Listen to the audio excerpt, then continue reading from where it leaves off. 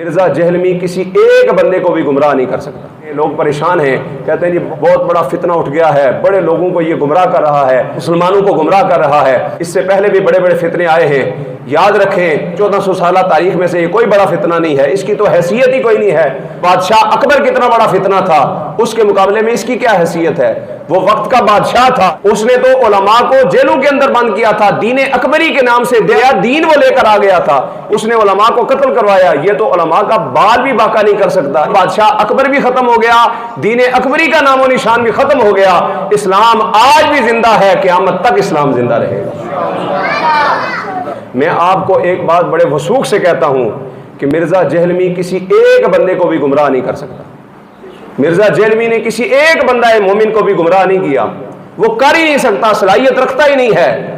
وجہ بھائی آپ کہیں گے جی نہیں جی اس نے تو فالوور بڑے نے اور سبسکرائبر بڑے نے۔ نبی کا ایک مقولہ ہے الجنس یمیل الی الجنس، جنس جنس کی طرف مائل ہوتی ہے۔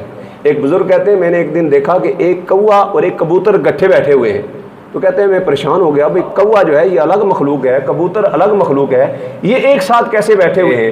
تو کہتے ہیں قریب ہو کے میں نے دیکھا تو ایک چیز ان کے اندر ایک جیسی تھی۔ وہ کیا تھی؟ کہتے ہیں جی کبوتر بھی لنگڑا سی تے کوا بھی لنگڑا سی تے دوئے لنگڑے مل گئے۔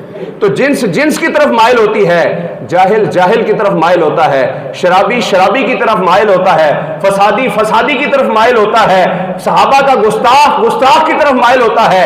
جو سوشل میڈیا پہ اوپر صحابہ کی گستاخیاں کرنے والے تھے اور صحابہ کے گستاخ تھے، انہوں نے اس کو صحابہ کی گستاخی کرتے دیکھا تو اس کے فالوور بن گئے۔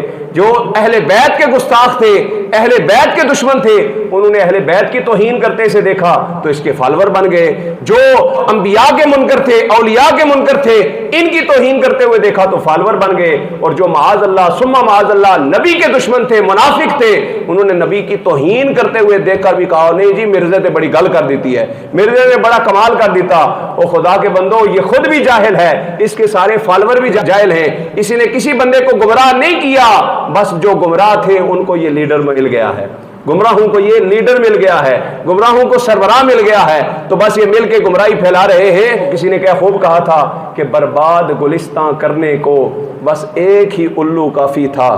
برباد گلستان کرنے کو، شاید میر صاحب توجہ، برباد گلستان کرنے کو بس ایک ہی الو کافی تھا، ہر شاخ پہ الو بیٹھا ہے، انجام گلستان کیا ہوگا۔